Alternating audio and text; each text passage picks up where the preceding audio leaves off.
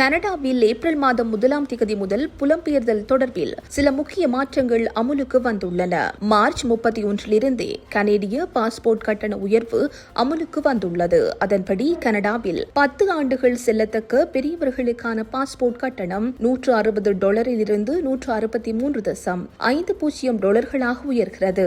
5 ஆண்டுகள் செல்லத்தக்க பெரியவர்களுக்கான பாஸ்போர்ட் கட்டணம் $120 $122.50 உயர்கிறது. ஏப்ரல் 1 முதல் கனடாவில் பாஸ்போர்ட் பரிசீலனை கால கட்டணம் 30 வேலை நாட்களாக அதிகரித்துள்ளது.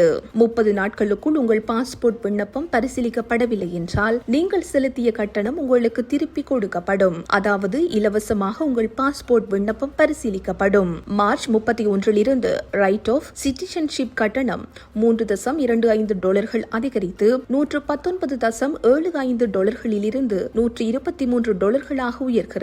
கனேடிய குடிமக்கள் அல்லது கனேடிய நிரந்தர குடியிருப்பு அனுமதி பெற்றவர்கள் தங்கள் பெற்றோர் அல்லது தாத்தா பாட்டியை ஸ்பான்சர் செய்வதற்கான வருவாய் வரம்பை சந்திக்கும் வழிமுறைகள் சற்று எளிதாக்கப்பட்டுள்ளன.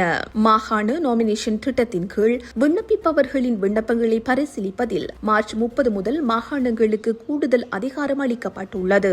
இதுபோக கிராமப்புறங்களில் வெளிநாட்டவர்களுக்கு கூடுதல் பணி அனுமதிகள். சஸ்காட் 7 புலம்பெயர்வோர் நாமினி திட்டத்திற்கான விண்ணப்ப கட்டண உயர்வு, பொருளாதார வகுப்பு நிரந்தர குடியிருப்பாளர்களுக்கான நிதி உதவி தொடர்பில் சில மாற்றங்கள் என பல மாற்றங்கள் அமுலுக்கு வந்துள்ளன. இந்த செய்தி உள்ளிட்ட மேலதிக விரிவான செய்திகளுக்கு www.behindmenews.org என்ற எமது இணைய பக்கத்தினை பார்வையிடவும்.